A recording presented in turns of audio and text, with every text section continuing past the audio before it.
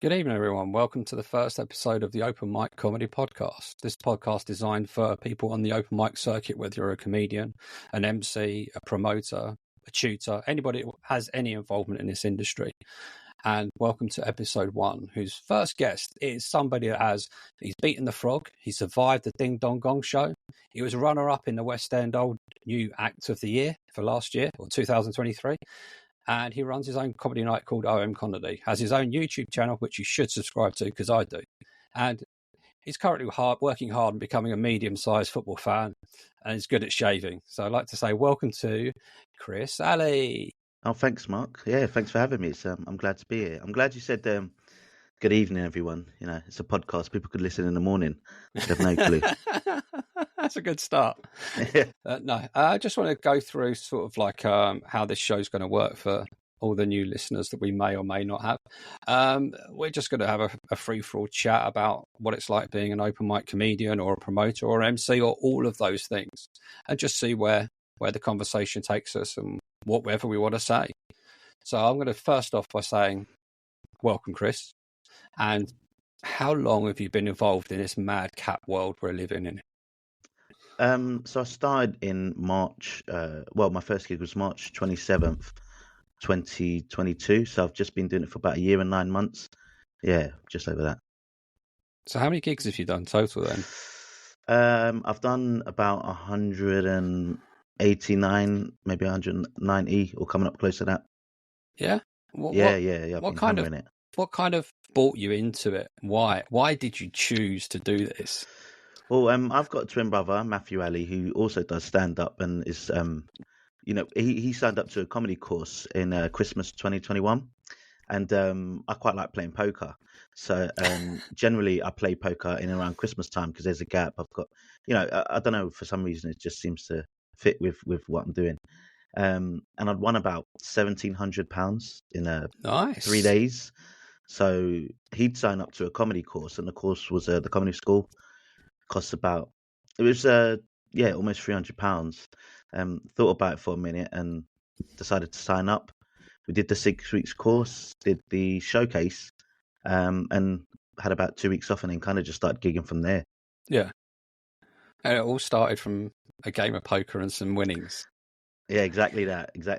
I mean, I guess, since I've been doing it, I guess realistically, it's kind of like a lifelong dream. I've been thinking about this since I was a kid. And I think during my 20s and stuff, I thought about doing open mics and stuff like that. I used to go to downstairs at the King's Head, who do their sort of famous Thursday night open mic. Yeah. And, I just never liked to do it because it was always quite bad. I could never bring myself to do it because I was like, my goodness, it's so horrible. But, you'd be lucky if you see one person that was any good, which is quite different than now because I think the caliber's off the charts. But I guess I've been thinking about this since I was a kid. Yeah, the King's Head was an interesting one because that's one of the that was one of the very first ones I actually ended up booking in. Oh yeah. When I done I think a lot of the people I ended up speaking to had a very similar journey in terms of doing the course, working it out, and then just going from there. And then it becomes the hassle of trying to work out how you gig from there, I guess. And I find that's kind of one of the biggest challenges. But yeah, I mean, I'll agree with you. The King's Head seems to be extremely high caliber these days. Even just the open mic circuit in general. Yeah. But I mean, you must find that from sort of like the promotion side and what made you want to do that? Well, so I started it about 4 months ago. I guess the reason I did it was because I feel like I'm well within the community now, because if anyone's thinking about doing it and actually start gigging quite regularly, you'll realize it's a community in and of itself, just like anything.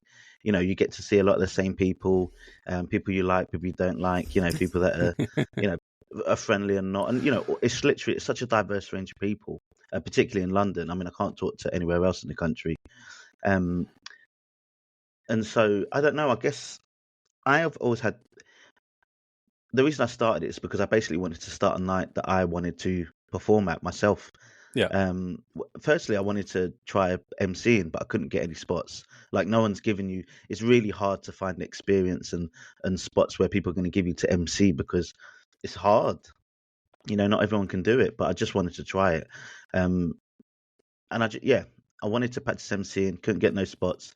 I also started to develop in this idea of actually what the open mic circuit in London is and what bringers are and the utility of them and what I think is quite necessary. And actually, you can put together a night that is a bringer night and it be relatively successful for what it's intended to be. Yeah. And that's kind of why I started it. Yeah. The bringers is always I guess it's always an interesting topic for You anybody can't. trying It's to like get on. it's like being a Tory voter. You can't say that you like it. Some people do like it, but they just don't say it out loud. Do you know what I Yeah. mean? If you say it out loud, you have to agree and say, "Oh yeah, bringers are crap." These promoters should make it bigger than what it is and get an audience. But for me, I was bred off of bringers. I live and die by it. If I ever do anything with this stand-up comedy, it will always come down to the grassroots, which is the open mic comedy circuit. Yeah. So with the bringers, then how do you square that circle with comedians? Do you have certain comedians that just won't perform with you because of the Um, bringer situation?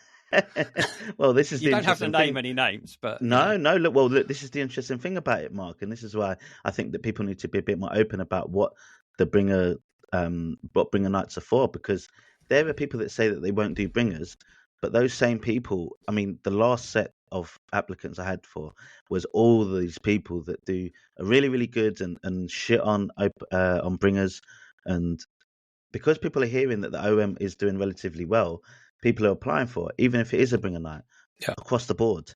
So, you know, people say that they're not good nights, but then try and go to a night that isn't a bringer night, but is an yeah. open mic and see where you fare there. Because, you know, there may not be a lot of feedback, but there is certainly feedback that you can get.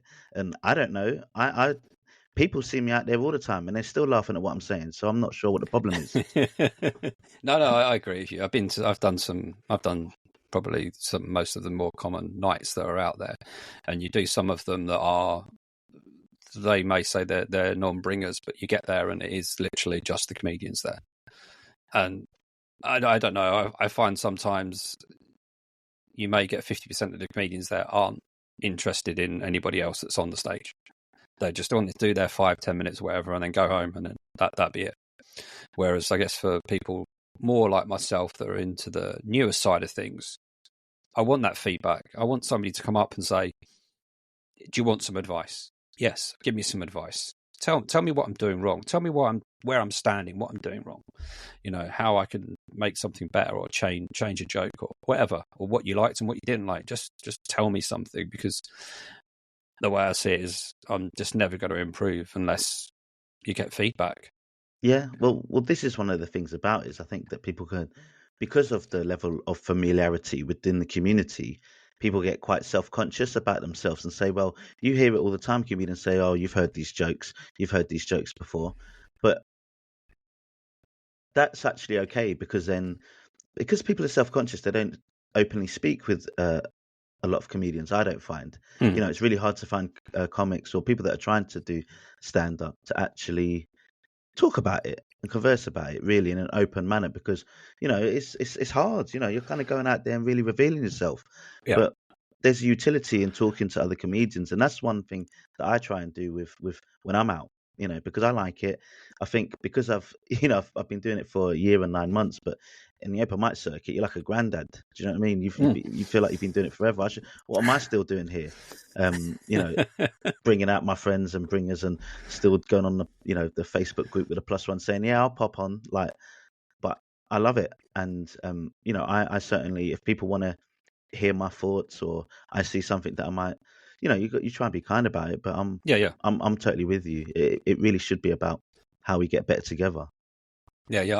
I once had somebody come up to me at the end of a gig and said, I've met him a few times before, and he's a really nice guy, and he just said, your last punchline isn't your best punchline. He said, you get your biggest laugh from the joke beforehand. So I think you should either ditch it or change it in some way, because that bit that gets the biggest laugh should be the bit that you finish on.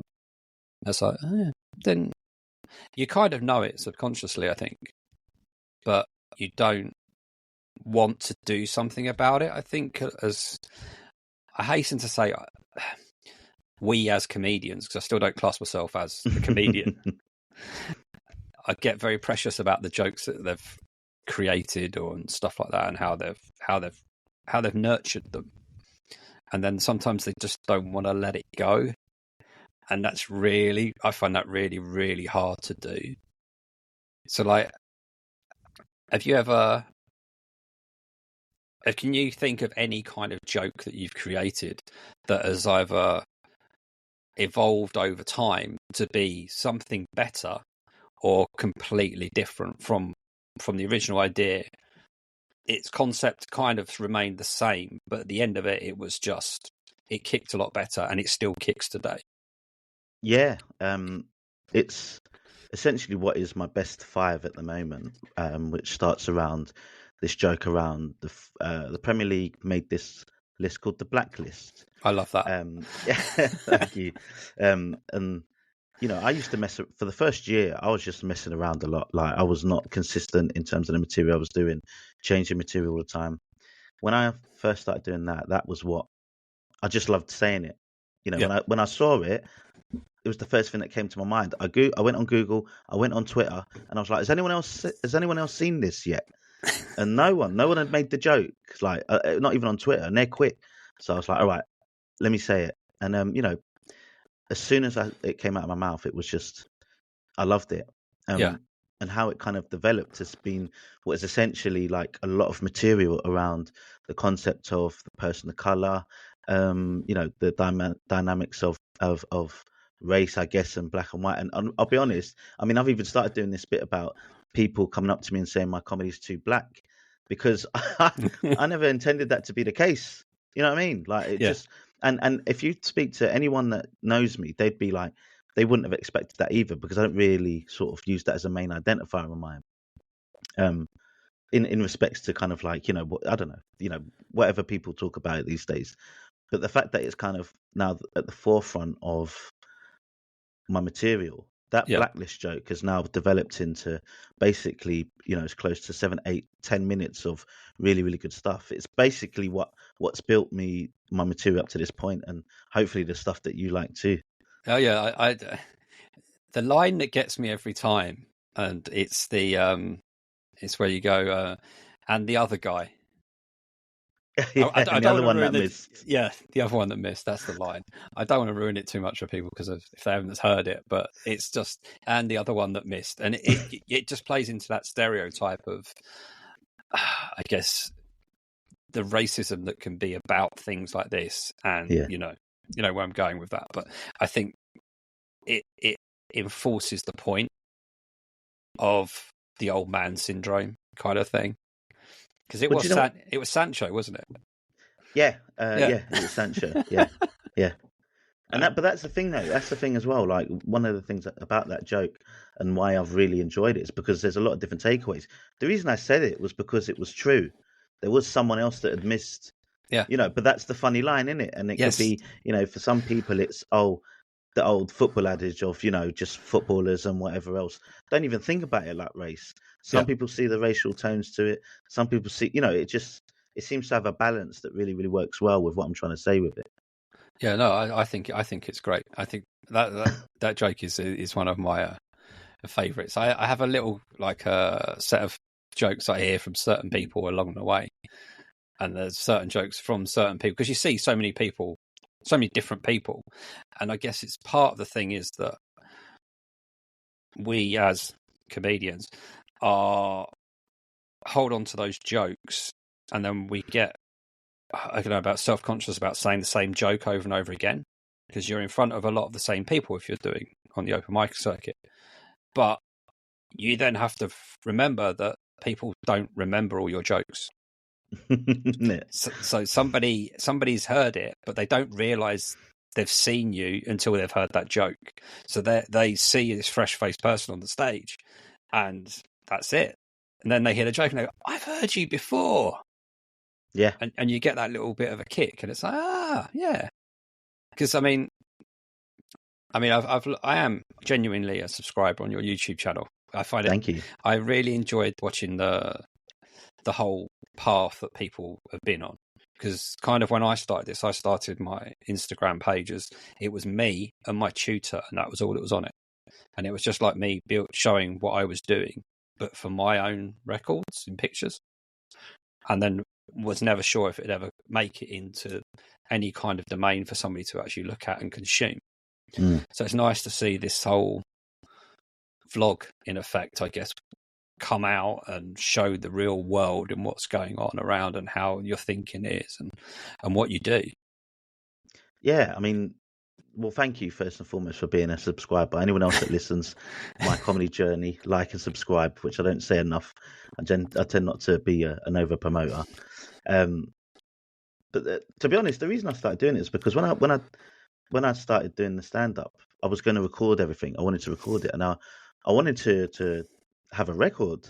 Yeah. Like I'm a bit of a dreamer growing up, and I'd watch like award shows and TV stuff, and there'd be montages, isn't it, of the highlights of their lives, and I always loved that sort of stuff. Like you'd always imagine yourself just in slow motion, just like cheering or like whatever.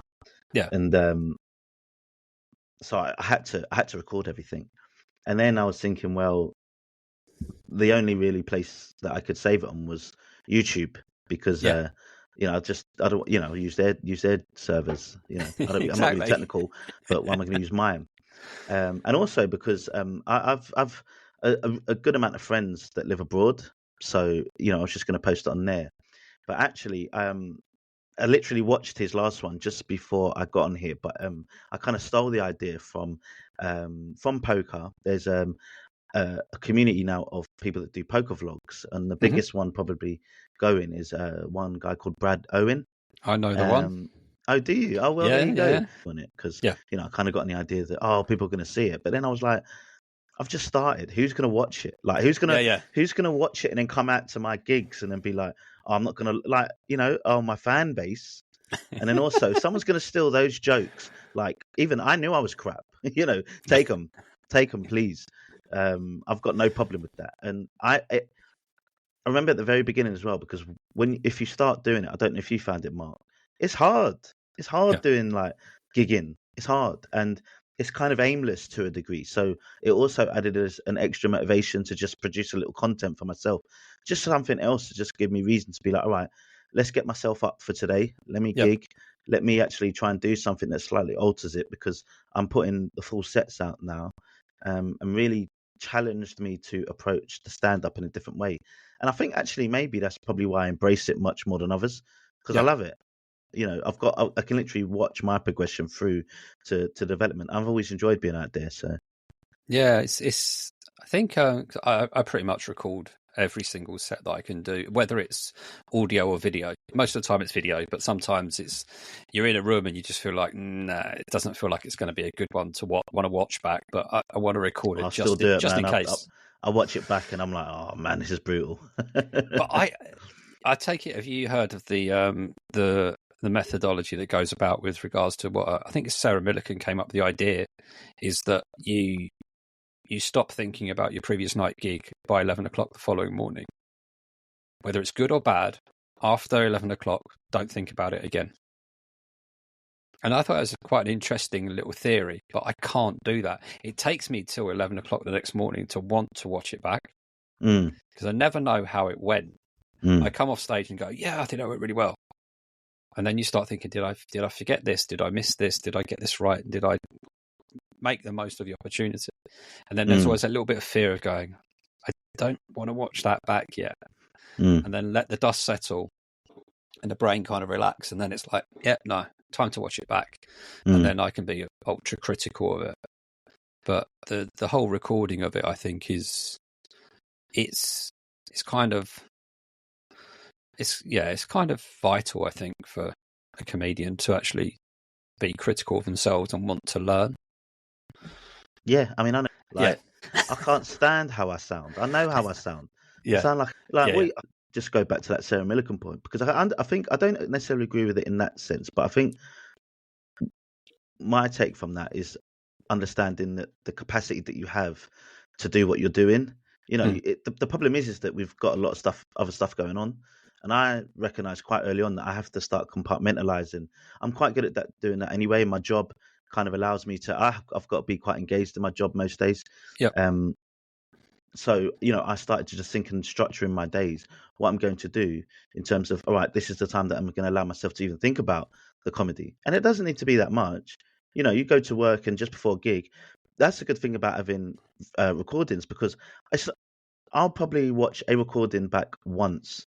If it's any good, I'll watch it back a number of times, but most of them just once, because all I'm doing is building onto the gig before. So I'll watch it just before the gig, get an understanding of where I'm at with it, and then the next gig is just about improving it that little bit. But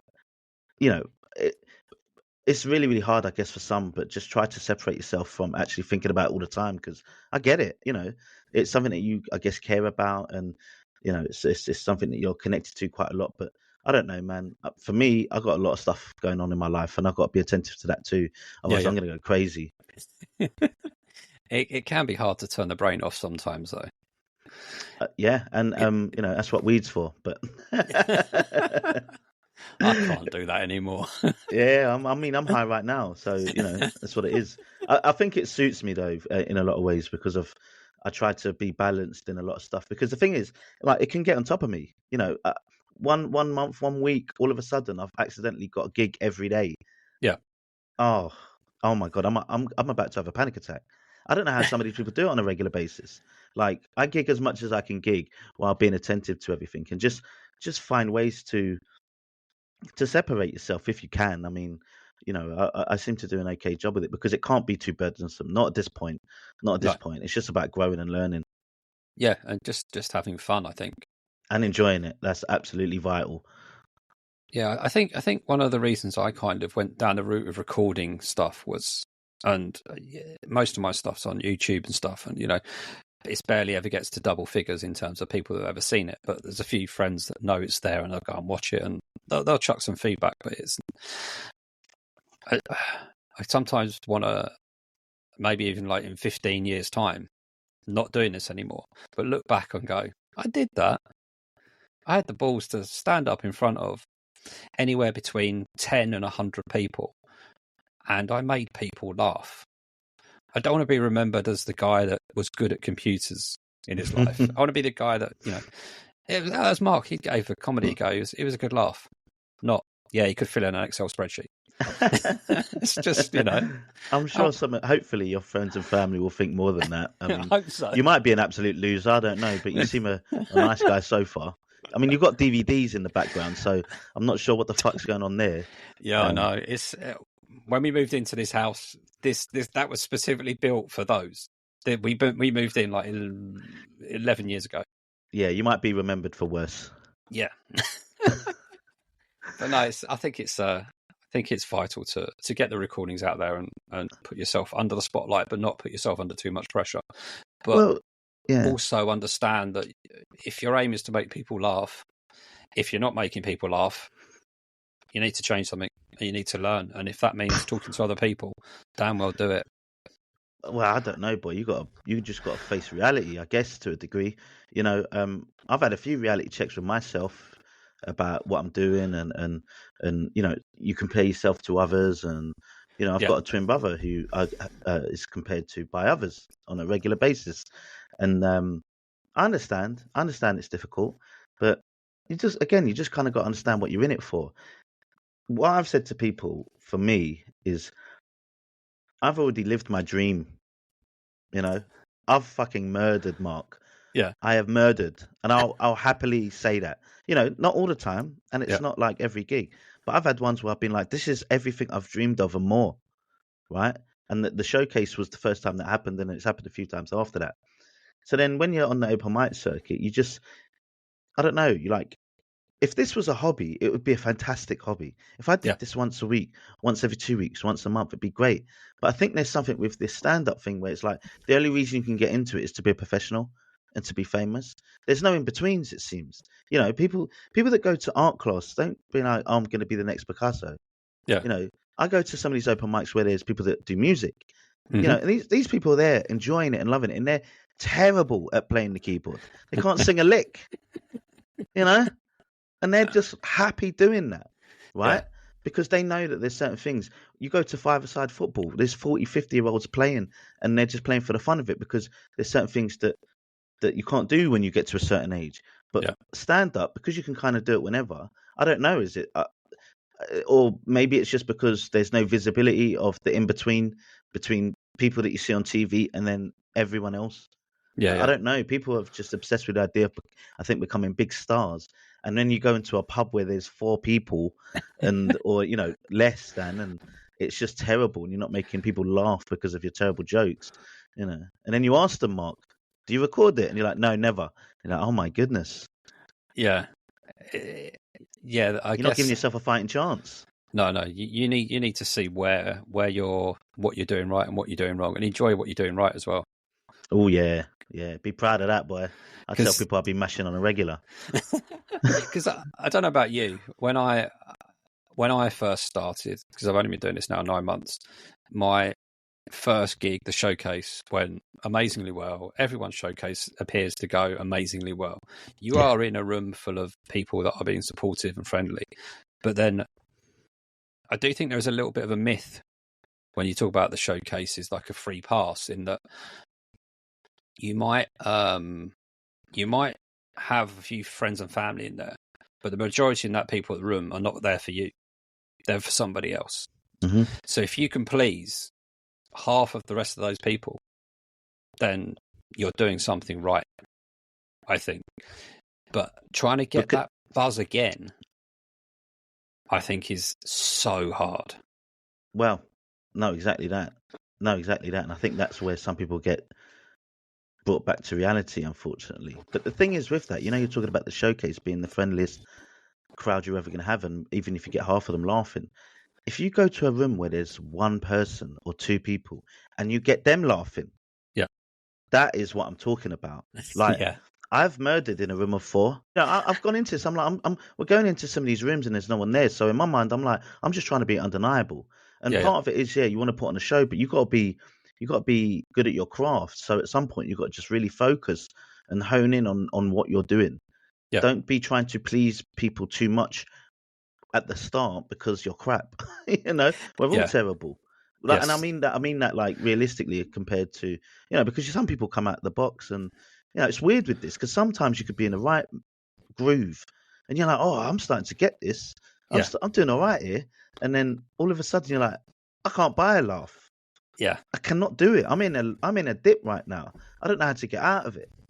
But you just kind of just got to be consistent with it, be reflective, and try to make the two people laugh instead of worrying that there's only two people there. Yeah. No, that's a really good way of thinking about it. Actually, I'd never thought of it in that way. Because the way I've always looked at it is that if you've got the bigger the room, I guess it's easier to play. Because if you get the way laughter is infectious, you get one or two people laughing, it moves across the room, and others start to enjoy it as well, and they feel like they can let their hair down. Whereas sometimes if you're in that room of 2, 3, or 4 people and you're struggling to get one of them to laugh, the real challenge is get that one to laugh, and the other 2 or 3 will be there, and you've got the whole room. Well, I think it kind of is more that when you're in this big audience, you've got the opportunity to hide the truth, which is not everyone likes you. I think part of it is, I don't know. I had to talk to myself about it. When you get into stuff like this, or maybe not, maybe it's just me, but you want every single person to like you. Yeah. Of course you do, but it's just not the truth. And it is hard with 2 people or 3 people, 4 people, because laughing is infectious. But again, imagine if you can make 3 people laugh with a joke and the rippling effect of that and how that translates. I mean, that's kind of the way I think about it. And it does get a bit weird sometimes because you can't base everything on the response of a few people, but that's why you have to gig regularly. Like, not loads. I mean, some people gig like monsters and some people barely gig. But you can't do a string of gigs and do like 4, 5, 6 gigs and then don't do it for a month. Be consistent with it. Week in, week out, you need to have gigs booked so you can build on what you did last time and start to get comfortable on stage and actually develop and build material. And then you start to data chunk in it. You see, well, all right, this joke is starting to work more times than not. Because the thing is, not jokes don't work all the time. No. I'd be surprised if anyone's got a joke that works 100% of the time in every single room they've ever been in, because it's hard, and not everyone sees things the same way. Oh no, definitely. So have you ever? This was actually a question I did have planned in my head to ask. Was that have you ever had a joke that you thought this is brilliant until you performed it, and you performed it? How many times do you give it a go? So it doesn't work the first time. Yeah. You go, I'll give it another go. I'll give it another go. And then how many times do you give it before you go, that's just not good enough then? But it's those jokes, they're only hitting twos and threes on a regular basis rather than the ones that hit in 7, 8s and 9s. And yeah, absolutely. I mean, the funny thing with the evolution of the blacklist joke is there was a joke in there that just wouldn't work. It just would not work. It refused to work. Doesn't matter what I did to it, the way I shaped it, it just wouldn't work. And it was when I started reading out, I'd read out the definition of a blacklist, and then afterwards I would talk about, God, what was the joke actually? It was a really, really bad joke about suicide on Love Island. Wow. The three people. It was really bad. It was horrible. But for some reason, obviously, you think it's funny. And to be honest, like whenever you think of something, we always think it's funny. I think some comics can't get over the fact that other people don't find it funny. I laugh at myself all the time. I'm more than happy with people not laughing at my jokes sometimes. I'm just trying to put out jokes that they like too. Yeah. But, that's a bit of a digress. But no, I mean, yeah, I can't even remember what I was talking about now. No, it's how many times roughly would you give a joke before you know that's it? Time, it's never going to work. Probably. Yeah, the short answer is too long. Always the case, but you have to, and unless you've got a reasonable replacement, you have to. You've got to find, and that's what you talk about, people that stick to the same material because they're scared to change it because they're more than happy to accept the 2s and 3s. Yeah. And I've all that stuff that I've said on all the vlogs will never ever be used again, most likely. Do you know that? Like what I'm doing with it is this is all like one big bit so far. Yeah. And I've kind of reached this point, and the way I see it is that I'm just the 10 minutes I think I have now, which is after a year and 9 months, which most people would scoff at because of how minimal it is. And, I know people that do comedy for 4 weeks and they're doing an hour in Fringe, and they're wondering why no one's turning up. Yeah. And I'm out here bloody. I'm like the tortoise out here, just go plodding along. But you just have to be able to abandon material at some point, but only if there's a good replacement, because that's when you're thinking about structuring material, a 5 and a 10, because actually the coherence from start to finish really matters. And actually, sometimes I'm more than happy to hold in one that hopefully some way down the point, if I'm conscious enough and I work at it, there will be a good replacement. But I'm more than happy to keep it in there because of the integrity of the entire bit, of the entire 5, 7 or 10 minutes that I'm going to do. So how long did it take you to go from a 5 to a 7 to a 10? It took me forever to get from a 5 to a 7. Forever. It seemed like forever. And then from 7 to 10, it's a matter of months. Once you've got a solid 5, it all goes from there. Like my progression and the way that I think I would recommend to people, and it's different strokes for different folks, and it's for the way that you want to do it. But the first year you do it, I think just be super playful and mess around and try it. Although it's highly stressful, like the emotions that I kind of have to manage with that, it can be quite stressful. But then it gives you that ability to just be creative on there, and then basically you want to get to the point where you've got a solid 5. Yeah. An actual coherent solid 5. And that's why gong shows are quite good, even though not everyone likes it, because it really puts you to the test of having a strong 5. And even if you don't do gong shows regularly to win it, it just allows you to understand you need a good 5. Once you have a good 5, people should hopefully give you 7s. 7s is where you start making material, and you have a good 5 where then you can use 2 minutes to mess around. And then when you do a 10, one thing I see that when people get offered 10s, they're not ready for it, because the practice we need to do with 10s on the open mic circuit is actually just structure. That should probably be the point where you repeat yourself the most when you do 10s, because it's few and far between. And I really had to grind out to get more and more 10s, because whenever I got a 10, it was like I can't even think about new jokes. I'm just sticking with what I've got and just thinking about structure and order. And Yeah. that's probably why you hold on to jokes a bit too long, because it's hard to fill a good 10 minutes. But if I've got, a 5, a joke that's a 5, a joke that's a 4, a joke that's a 8, a 3, it's like I've got enough in there for people to give me spots and people to respect the game. And then hopefully I can just build from there.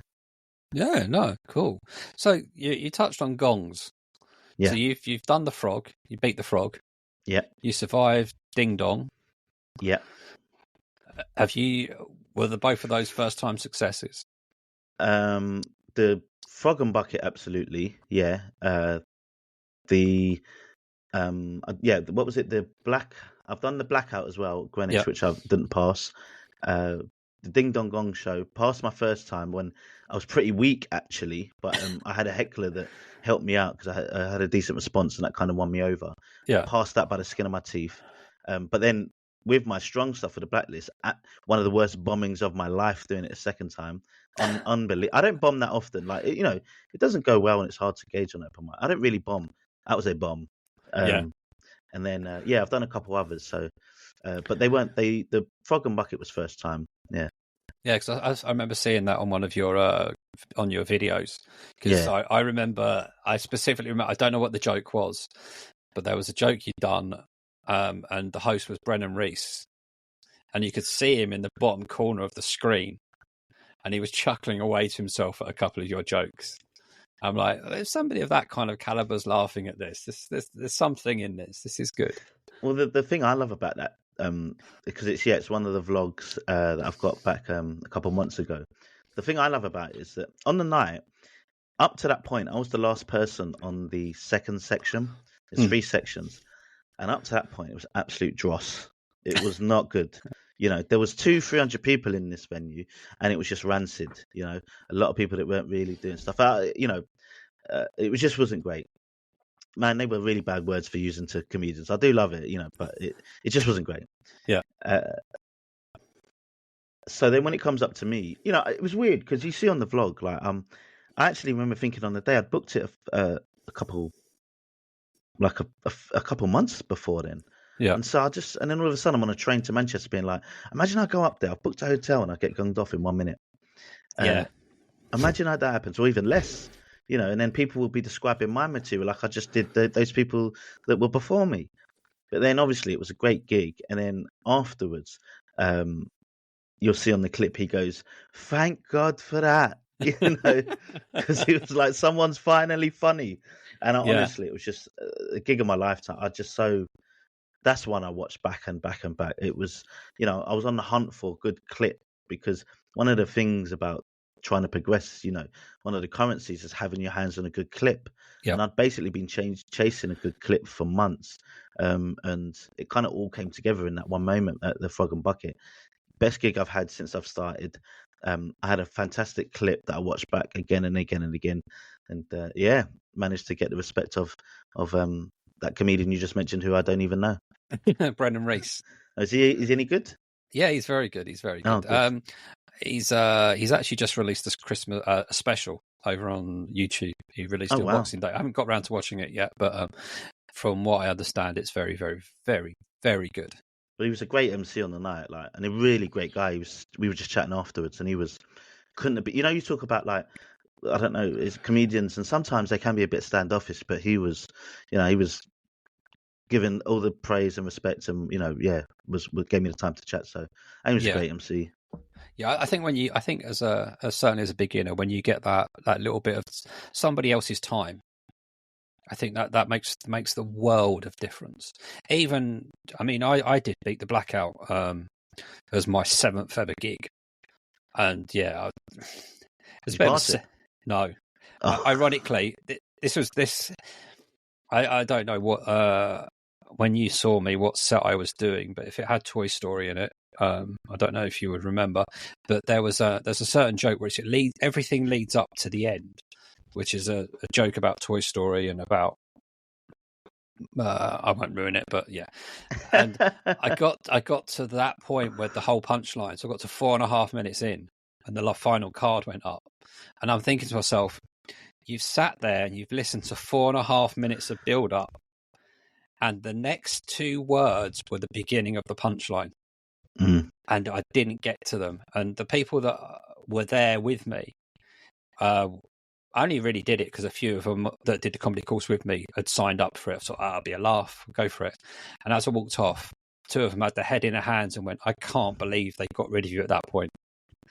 So, because if you'd got those two words out, that would have been it. You'd have flown through it. Yeah, I was just like, yeah. "Fuck."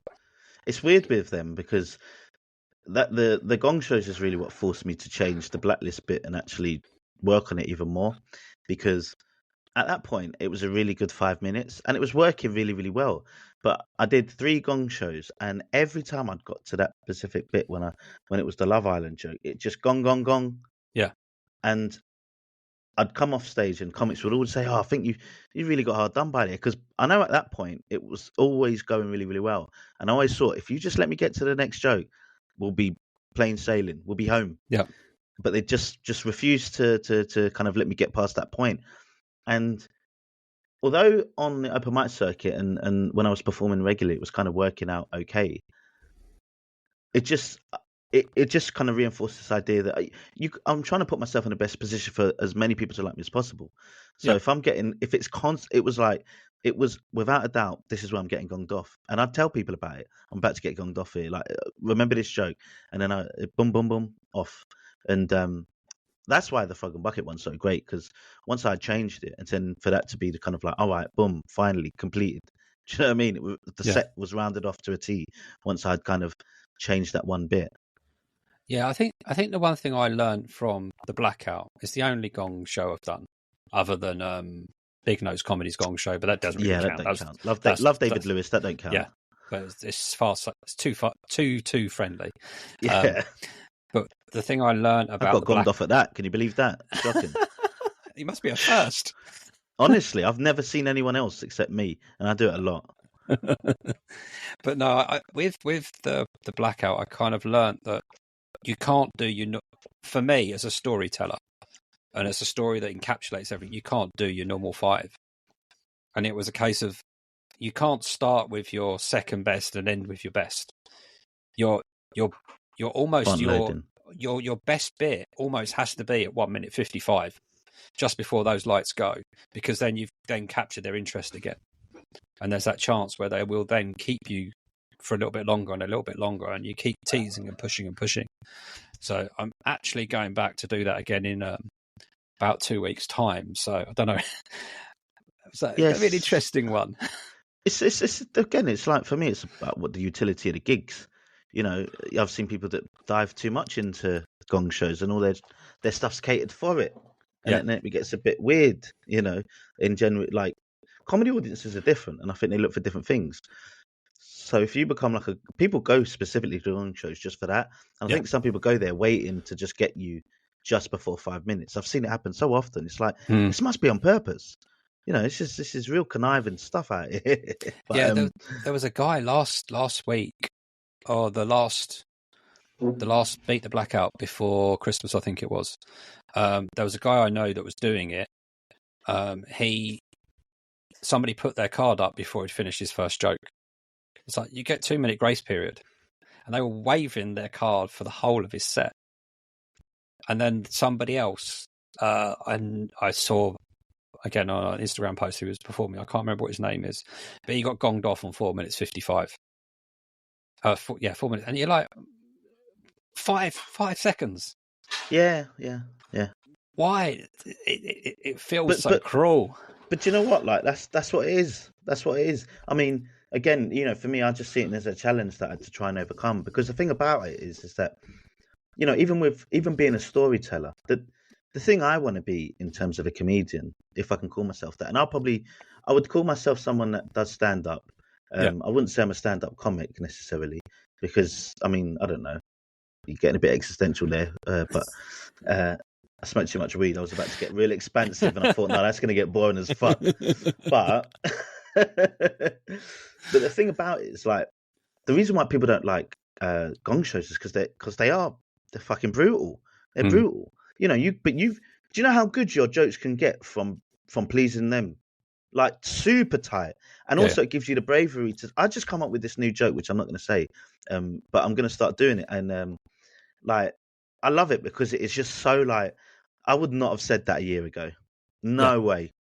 I've tried stuff like, but even though I wasn't doing a lot of racial stuff, I would try bits and bobs, and I did try to play to the edge. I've always tried to do that, but it's Hmm. understanding the balance and the way to deliver. Yeah. I'm not the type of person that thinks, oh, you can't joke anymore. It's finding out ways to say it. That's all it is. You know, comedy is all about being choosy with your words, Yeah. and you have to be a bit more sophisticated in your approach these days because that's what puts you apart from one person for the other, I guess. Um, in terms of your approach, at least. And the thing, I just think that gong shows can serve a great utility, if not toughen you up, but really tighten up and teach you how to write good jokes. Yeah. Because even if you're a storyteller, you have to tell jokes. People Yes. forget that it's jokes. They think, oh, this is a good idea. The idea means nothing if the jokes don't work. And Yeah. also, if you don't make people laugh, you're just doing stand up poetry. You Yes. know, and poetry is horrible, so no one wants to hear that. But no. But people want to go to laugh, so don't forget the Yeah. fact that you've actually got to make people laugh. If you don't make people laugh, you're the problem. Yeah. No, it's a fair point. It's a good point. I do think gongs have their place, and I think they are fun. I guess I've always fancied doing King Gong, Ooh, but I did it once. the thought of not having that little grace period. I think sometimes I don't. It depends on the type of person you are, but especially if you're quite early into it, I think it could probably do more damage than good. Yeah, well, that's the thing about them. I think some people get into them too early. I did the first time I did a gong show was after a year, and that was the Ding Dong Gong Show, and then I did King Gong, and boy, do not go King Gong if you ain't prepared. I mean, No. it's unlike anything I've ever experienced. The audience are crazy, but like I'll book it again for sure. It's not a bad thing. I mean, I was there like being like, I'm so annoyed I'm doing stand up right now. I'd be right in there. Oh my god, because there are people like, get that cunt off, la la la, like, and I'll be like, I was a great heckler before I became a stand up boy. I'd be right in their face. No, I wasn't the worst, but I'd like to say some things. I wouldn't try and I'd respect it, but I was vocal, and in that arena, I mean, if everyone else was doing it, I'd certainly be hurling some words sometimes, especially if they were bad. But obviously, being on the other side of it, it's I can understand why people would get really, really scared by it because it's savage. It is Yeah. savage. I mean, it was so hard to stay chill on that day, and I lasted a minute and 30 seconds, and it was just I don't know. I felt it was successful because I just got laughs because I got laughs up to that point, and I probably got gonged off too early, but I don't know. It was it's not. Don't do it too early, people, please. Mm. Yeah, I guess one of the other things is clap off competitions. I've seen you put in the vlogs about you don't like to be too competitive, but there's part of you that is, and I think we're cut from the same cloth in that sense. In that you do one of these mini competitions, and you kind of go, yeah, that went really well, and then you get nothing out of it. And I did one where there was a somebody that won it basically read their whole routine from pieces of paper. But the only reason they won it was because they had 6 drunk friends in the audience that were shouting loudest. And you just kind of like, from a technical point, you're just like, waste of time. But then you have to kind of sit back and go, well, actually, my routine was actually quite good. I got a few laughs here. And then you take away what you can from it. But you always come away with that demoralized feeling of, I was better than that person. Yeah, but then you just kind of got to get over it again. The Big Nose is a good example of that. I go to Big Nose an awful lot, and Zabranos, and when people add the competition element, it really does disrupt what I think is it's what really muddies the kind of open mic circuit to a degree because it adds elements. I think people think I guess maybe people do it because they think if you have some level of achievement, it's good for your comedy CV, which comics really need to understand. That's what you need to develop to kind of progress in comedy, is to develop a good comedy CV, because people don't really give you much unless you can say you've done X, Y, or Z. Yeah. But what it does do then, it doesn't allow for what it should be, just creativity and just enjoyment and having fun, because adds a different element. The reason I do Big Nose is because it's at 7 till 9, and you can get in and out in a quick time. and David Lewis is an excellent MC, and Mm-hmm. Big Nose Comedy, both at Zebranos and Boogaloo, for me and this is someone that's probably been. I've been to almost all of the open mic venues, probably at some point, outside of a few different areas. It's the most consistent on the circuit, hands down. Like you wanna go somewhere where a lot of what the OM is bred off of what David Lewis does with Big Nose Comedy, in a lot of ways, because it really is just about comics coming together. The key is having a good MC. The problem is there's too many people putting on nights and maybe not necessarily have the practice or the ability to run a night, because there's a whole different thing, man. You know, being an MC, even for me, like I thought I'd do an okay job of being an MC, and fortunately it's kind of working out relatively well. And I'm slowly getting conscious that I'm sounding really arrogant on this podcast. No, not at all. But yeah, I know. I'm just trying to be as honest as possible with it. At least on the open mic circuit, you know, I feel like I'm at the top end of it because I've been in it for almost 2 years, which is a long time. Mm-hmm. And then you just talk about the rep counts, but yeah, MCing is a really, really difficult thing. So when people put on nights, they really need to be conscious that they understand what they're getting themselves into. Because the really reason people come out, the only reason people come to your gigs again is because where else are you going to apply your trade? So you might as well go to one that you enjoy. And I love going to Big Nose because I just enjoy being there. Simple as that. Yeah. It's I've done the one at Boogaloo and one at Zebranos, and Zebranos is a weird venue though. Have you done the top floor? Yeah. It is. It's odd. It's a lovely room, but I remember walking in there and you kind of got there early. It's like, okay, is this the right place? It used to be downstairs on the club floor. Do you know that? Yeah. No. It was on the club floor, and then it went up one level to the other, to the middle one, which is turned out to be even worse, quite frankly. But the top floor is great, and it seems to be working out pretty well. But it's an odd venue. I really don't know what the arrangement is, but you know, the key again. The key to that one, 7 till 9.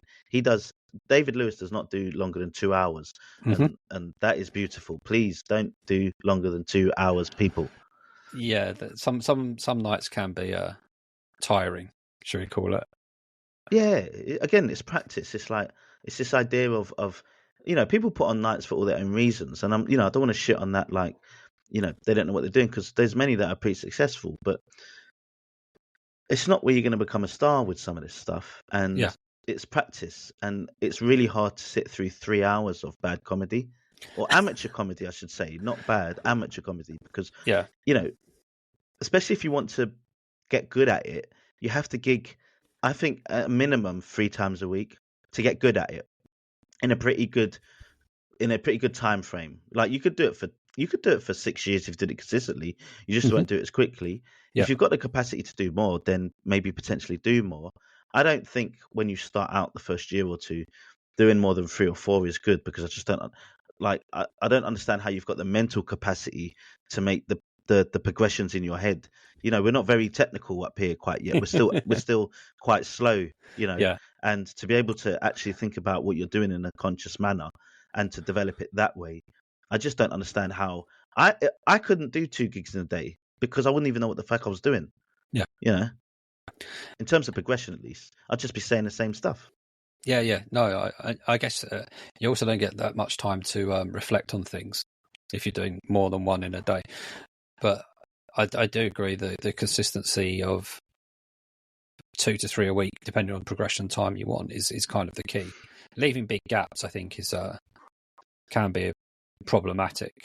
But sometimes you see somebody, and I saw somebody at Angel in November, and she went on, and it was a seventh time on stage, and she killed it. I was like, "How long have you been doing this?" "Oh, on and off for about a year." It's like your 7th time on stage. Oh, you're wasted. Kills me. You need to be doing lots more because you're that good. I know. I saw a guy 2 weeks ago, a week and a half ago, or just before Christmas. You could tell. I don't know. Maybe if you got, I don't know if you can start telling now, Mark, but I can tell when someone's new, even if they're good. You know, you can tell. You can just sometimes tell. I can tell every time. Like there's a whole element to the way in which they do simple stuff like holding the mic and the control that they have, their jokes may not be as good. But some people, I think what we're talking about is that some people just really know how to write jokes straight off the bat. Mm-hmm. You know, it's like people talk to me and they'd be like, you would be a good comedian because you're a funny guy. I was terrible. I was terrible at first. Oh my God, it was so brutal, man. I was just like, oh, why am I so bad at this? Like, why? I think this is gold, what I'm saying right now. And Yeah. it just is not working the way that I want to. And then you see these people and you're like, I don't know if you had someone. There was this guy in my course, man, Omar. Oh, wasted talent. Oh my days. This guy, I mean, it was unreal, mate. Honestly, if he came and stepped up to me right now, I probably wouldn't be able to tell if he was brand new or something because he was that good. He was phenomenal. And it's like, if he just gigged regularly or just had I mean, it's hard because, again, it's time consuming and people's lives, it is what it is. But just in terms of what was like natural talent, I don't know. It was just unbelievable. And it's, I got, that's probably the last thing of being self-conscious I did. I got stripped away in terms of other comics about the people that just turn up and are good, because when you've done 100 gigs and you think you're the man, and you see someone that's like turns up and they've done their fourth, fifth gig and they murder in Zabranos and get the clap off, and you're like, oh man, this is brutal. Or the one bomb I had at the Ding Dong Gong show where, I was the most senior person there in terms of gig count, and people are doing okay, and I'm chatting to this guy, and he's on his 20th gig, and he's saying, "Oh yeah, it's going pretty good," and that. And I remember thinking at the time, I'm like, "Wow, this guy, he thinks he's really good." 20 gigs, like he thinks he's a stud. He goes up and he murders. Yeah. And I'm like, wow, if they like that, they're about to love this. I'm on gig 100 and something. And honestly, it's probably the biggest bomb I've ever had. And the funny thing about it is David Lewis was there. He was emceeing. He was one of the judges. And he went, I don't know what happened there, Chris. You're usually quite funny. I was just like, I just put my hands up being like, I haven't got a clue. It's actually one of the vlogs. I should look it up again because it was so humbling. And it just, there's a lot of moments you get humbled and you can kind of start thinking you're getting ahead of yourself and you know the answers, and then it just kind of hits you where you're like, nah, my shit is weak. I know. And I've kind of got to build yourself back up just from a kind of, all right, let's get back at it again. But I don't know, you end up sort of, I don't know, for me at least at this point, I'm not too self-conscious about, I'm going to name him because he's an excellent comedian, Louis McLean. But we was having this conversation a few months back, and we was at a gig, and he'd said that it was the best he'd ever seen me, kind of thing. Because that's happened a lot this year.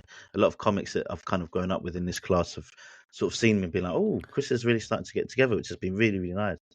But we kind of talked about it, and we said, it's weird then because when you start doing well enough, like certain gigs, when you turn up to ones and they don't really laugh, you kind of just put your hands up and be like, it's just one of those days. Yeah. And you need to get to the point where you've had enough successful days. It's a really hard balance because I can see certain comics really battling with the idea of it, because it's like you need enough successes to keep you going, but you need enough sort of humbling to kind of make you work at what you're doing, and really try and get between that balance, and then be conscious enough that you want to maybe be a good product and say some good jokes. But if it's an off day, and that because you've worked at it and you've had enough successful days, you can just put your hands up. When I have 3-4 gigs in a row that are bad, then I start questioning my whole existence. But and I'm about to start doing some new material, which is really scary. I think people, it's hard because it's like, I'm going to go out there and people are going to think I'm crap again. But why else are we doing it for? You kind of get bored of saying the same old crap sometimes. Yeah. So one of my standard questions is always going to be, the recount one of the worst time you've had on stage. So I'm assuming that's the Ding Dong Gong show that you just mentioned. Yeah, where it just didn't go to plan. Well, there was one I had in mind because you'd sent those questions before. There was one I had in mind where the worst feeling I ever had, because even that was. I'd done it enough to kind of just be like, and actually having David there was a bit reassuring, because although what he said could be quite like weird, it was, I was like, it was in a period where I was doing quite well, so that's why I had booked it. and see. I use ding dongs as gong shows as a kind of stress test for a bit. But it was probably my 17th, 18th gig. I did a gig where it was the first bit of material I had straight out of the showcase, the comedy school. Yeah. It was real divisive, you know. People were saying I was anti-feminist, and it would either absolutely hammer, right, or just it fall flat on its feet, and people would say that I was anti-women and stuff like that. It was basically a joke about me being offered a blowjob by a crackhead with 4 teeth in her mouth, and I think one looked like a Wrigley's Extra. And there was this one gig, and I think this guy was definitely not in the right frame of mind, but it was real empty. There wasn't many people, and the gig was a guy that I went to university a few years ago who actually started stand up 2 years before I did. Mm-hmm. So he'd started a night, and so I was really already self-conscious about what I'm doing, and you know, every gig back then was massive, and I'm doing the bit, and this guy stands up and he starts yelling at me, going, "La la la, you think rape's funny?" And I was like, "What?" You know, and he just started yelling and screaming, and his friend had to take him out, and you know, he was just saying all this stuff, and it was like, I was like, I'm not. She offered me, I was going to pay her. That was the punchline, you know. But the reason that was so brutal is because afterwards, everyone was just like trying to comfort me. Oh, you're all right, and it was just so humiliating. It was so like, yeah, oh god, it was just brutal. No, yeah, I think we can all recount things where they didn't quite go to plan, but I don't know. Sometimes an audience interaction that goes awry slightly can derail things significantly. But I guess if you had so much of a kick of that, and you just kind of don't want to do it anymore. I had one where I did a gig, and this is my second ever gig, and after that, I honestly had serious doubts about going, that's it. The showcase was great. I'll take that, and I'll pretend this other one never happened, and I will never do it again. But I kind of already had gigs booked in, so I thought I'll stick to those commitments and see how it goes. But then, yeah, I managed to stick at it. But yeah, if that was my only experience, you just feel like I can't do this anymore. It's just not worth it. Yeah. But I remember that, and then the next day I had the gig, and it went pretty well, and yeah, it was something good at the start of it, because it was like it just allowed me to think, all right, I need to just get past it real quick, you know. Just that was abnormal anyway. I mean, that was just, especially on the open mic circuit, you know, you don't really get much of that. What we're doing, we just don't get enough laughs. Whereas in, you know, actual comedy gigs, I mean, I've been to a lot of comedy gigs where people are yelling out and stuff, and it's gone a bit weird. And you know, I hope if I progress to those places, I'll probably end up getting much worse. But yeah, I've got a good right hand. So, you ever had any dreams of fringes and things like that? Yeah, fringe is a weird one, isn't it? You know, ever since I started, people have been like, "Oh, you're going to fringe," and you know, they're doing their showcases. It's never really appealed to me. But actually, I'll correct you, because I came third in the old new West End Act of the Year competition. I came after my brother, who was second. So thank you for that, confusing us. But no, I thought you both came joint. I thought you was both classed as joint runner-up. Well, we were, and then they separated us at birth. Oh. Look at that, quick. Very good, very good. Okay. But what was the question again? I can't remember. I can't actually. Oh, fringes. Oh yeah, fringe. And so with that, I've got a spot at Steve McLean's showcase at Edinburgh Fringe next year, I guess. So it's a reason to go up. I don't know. I guess because I haven't really experienced it, and I'm not even experienced enough to really judge whether it's useful or not. I'm not too committal in terms of my ideas or what I think is right and wrong about it. I just don't understand how you can go up there and do a half an hour split bill after a year and be surprised why you are not selling out. And also, I don't really have the money or the annual leave for that, Mark. You know, if I'm going to spend $2,000, I'm going to spend it on a cruise. I'm not going to spend it doing open mics in Edinburgh where no one's coming out to see you, because I can pretty much do that here. That's Yeah. the beautiful thing about living in London and doing it here. And what I think a lot of people miss is like we can get all these experiences in such a small area. You know, Yeah. it's why it should just be a breeding ground, the comedy, really. So here's a question then. What about the current open mic circuit? What would you like to see if you could change one thing? What would it be? I'd make some of them shorter, that's for sure. Don't be longer than 2 hours. Um, I think it's just people's approach to it. I think one of the things I always preach at the OM is that you're not going to become stars here. And I think that because people are so self-conscious, it's still quite a really challenging community to navigate because there's too many things to consider in terms of your own personal feelings around it all because you're really Yeah. revealing yourself. There's a lot of people that come up to me when I'm chatting and say they really like it because they get to meet a lot of people. And it just took me ages to realize because it's like, oh, I guess that's why people are quite self-conscious about it. I've always been someone that's always done a lot of different things and I have a large group of friends. I've been socializing for years, Mark, since I was a young man, so my being self-conscious about standing up there to a degree isn't very, very high. So when I thought about that when I first started, because I already had a level of comfort on stage, all I had to focus on was doing jokes and material. I wasn't overly fussed with people liking me too much, Yeah. in terms of my stand-up comedy because I understood I wasn't very good. Yeah. But people are still giving me spots. I get to meet new people who I've got a lot of great friends now. When I go out and see them at gigs, it's like, like if I come and see you now, Mark, I'm gonna be like, yes, there's a gig now with a guy that I can actually talk to. Yes. And we're gonna go there and then we're gonna do our bit and he'll be like, oh, what do you reckon? How do you reckon that went? Oh, I'm trying this bit, I'm doing that, and then start to find the people that you can talk to and really enjoy spending these bloody precious hours that we got because we could be doing something else. We're not getting paid for this. So you got to understand the utility of what the open mic circuit is for. Appreciate that, bringers are tough because getting people to come out, but we have the great utility of that Facebook group. Look, I've never had too much trouble getting bringers because people like me, and are more than happy to say, and people have said that to me because I was like, why is it like, I have no trouble getting bringers on the bringer group. And then someone goes to me, that's because people like you, Chris. Yeah. If you put your name up, then people are like, oh yeah, I'll be a bringer for him. And then he can come back and then we just have a laugh. Because when I go there, I laugh. Like, I don't know, you've heard me, Mark. I'm there to have a good time. Yes. Because like, it goes back to what you said earlier. We have to enjoy it. But then separate ourselves when it's our period of doing our 5 minutes, make it be meaningful.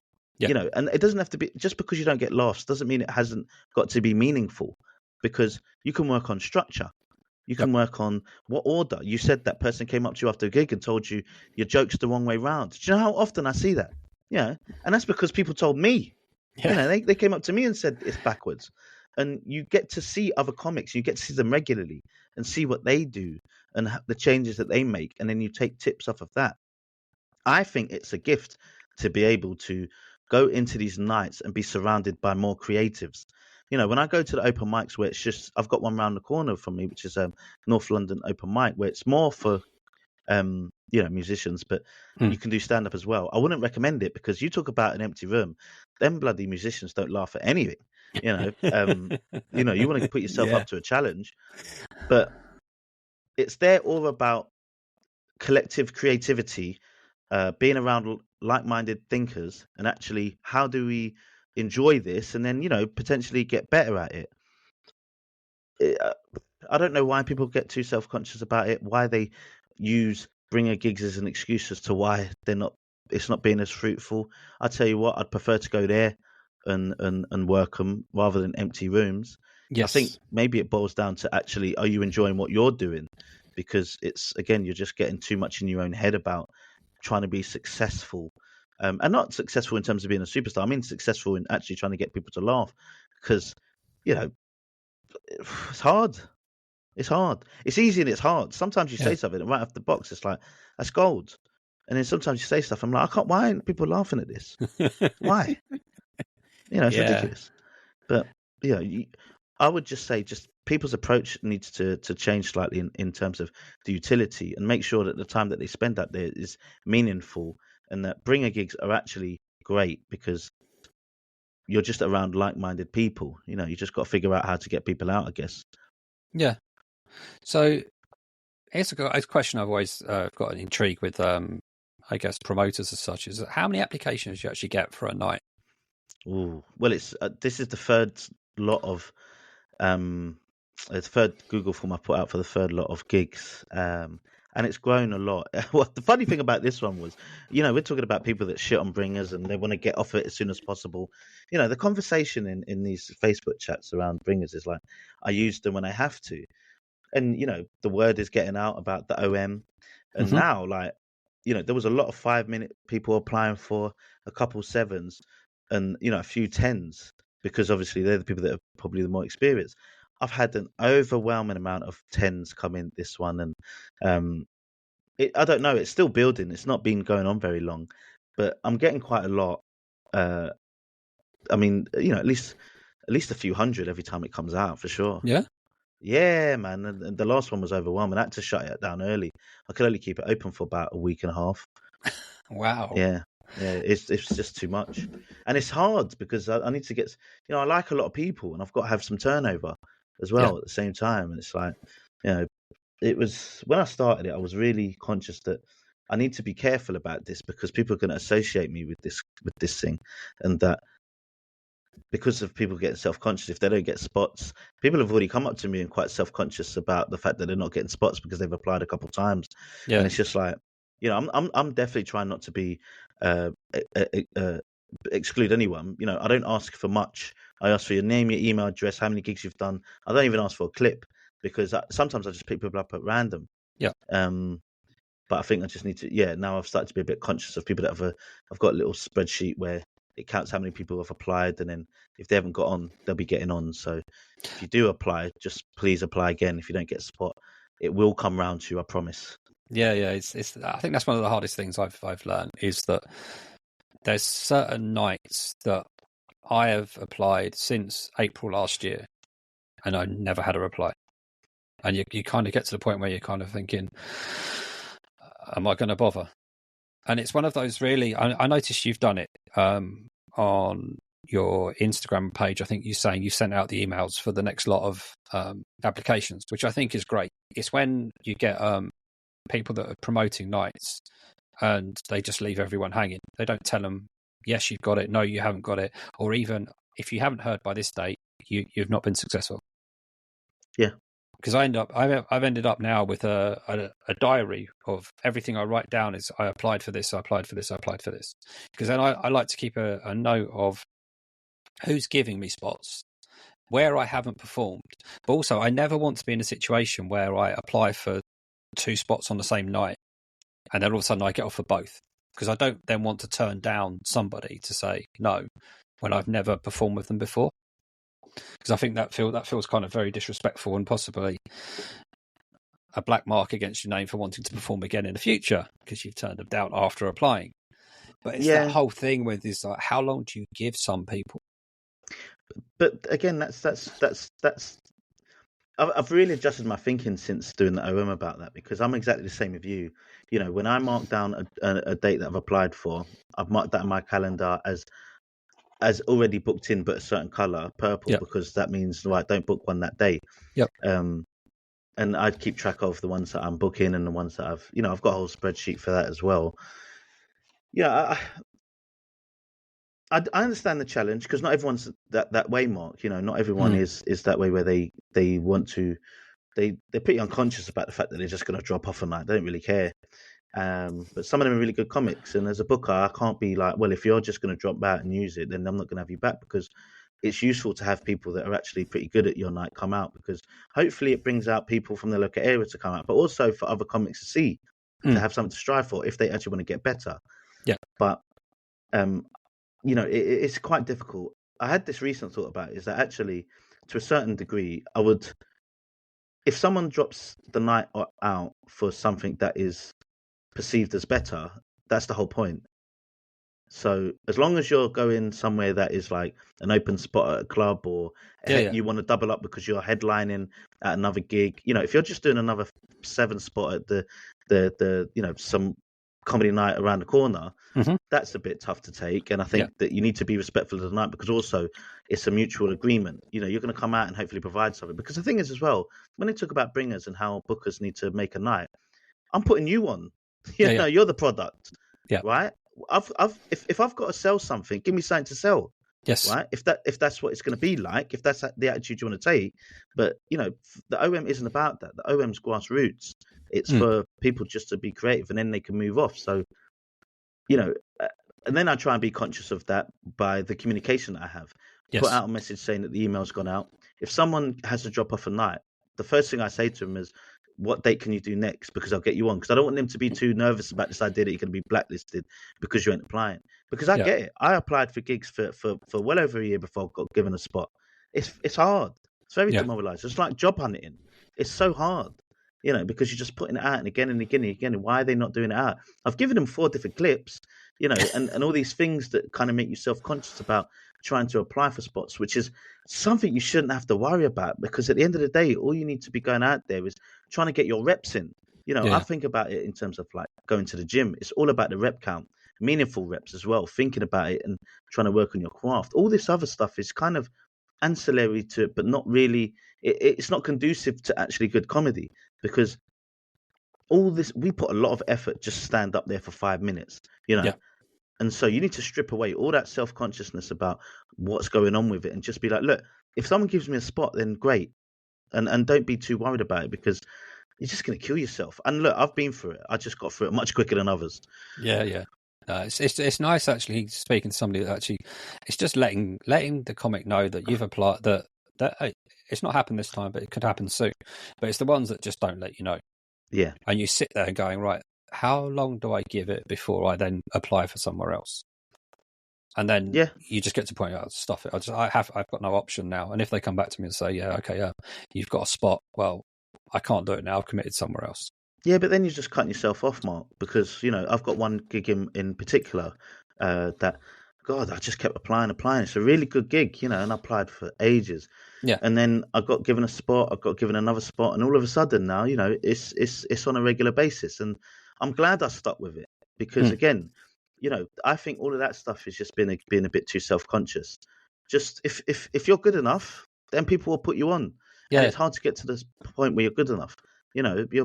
You asked me on this, and it's so flattering, because you would not have asked me to do this a year ago. I promise you, because, and it's a sense of achievement for me, because I've only been doing this such a short time. So, the more you do this and the more you improve, good things will come of this.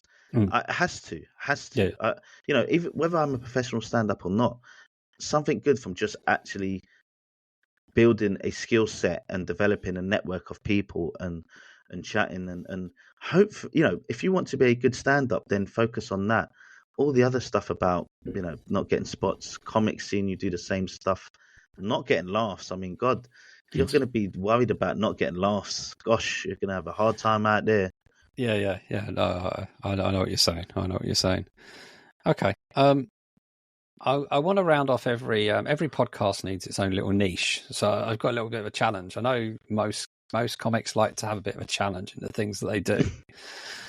So I've got this little book, The Little Book of Shit Jokes by Sid Finch. Now, I'm going to challenge every single comic in here to tell a joke from this book in their set, record it, and then we'll put it out as a social clip to see if you actually do it. Oh, you fucking know that. So Absolutely. If you're up for this. Are you joking? You can, the rules are you can either not say anything about this, you can explain why you're doing it, or you can just see how you can fit it in, do whatever you see fit. But you have to give me a number between let's go between 5 and 95. And I'm not going to have any jokes repeated. So whichever joke you pick here is your joke. I'm going to go for 22. That's my birthday. One of my favourite numbers. Okay. Remember the title of this book. So the joke I want you to tell live at any point in the near future and have recorded is, I gave away my vacuum cleaner the other day. It was only collecting dust. Yeah, no, absolutely.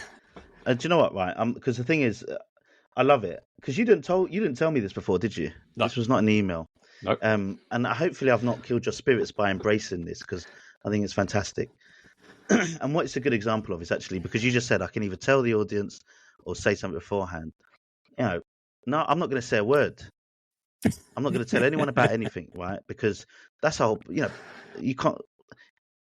Part of the practice is putting on a show. Yes. And being practiced at putting on a show. Yeah. And not revealing, basically revealing the magician's trick. It's like magic what we're doing. You can't really. You've got to give this impression that you're meant to say this and it's supposed to be funny. Yes. And so for me, it's. I mean, I like it because it's funny. At some point, I'd like to say. I mean, I don't know if I can. Can I do it in the vlog? Would that be acceptable? You could do it however you want. If we can then take a clip out of it and we'll chuck it on some socials alongside the reveal of the joke. That I won't do it at a funny. Gong show, but No. I'll do it. No doubt. I'll say anything, Mark. Pretty much, not within reason. Do you know what I mean? But if it's worth trying, you got to. I don't think this book's going to have anything particularly offensive in here. No, that is a terrible joke. But the thing about it is, you haven't said that I have to set it standalone. I can do what I want with it. So I've got to try and make that. I've got to try and color it up. I mean, hopefully I'm not revealing myself too much. But instantly, I'm thinking, well, I have to somehow make it funny, but without saying why I'm saying it. Yeah. Yeah, that's great. I wonder if anyone else will embrace it as much. That'd be great.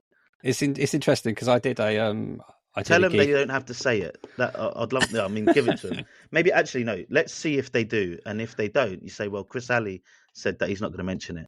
And just I want to set the standard now.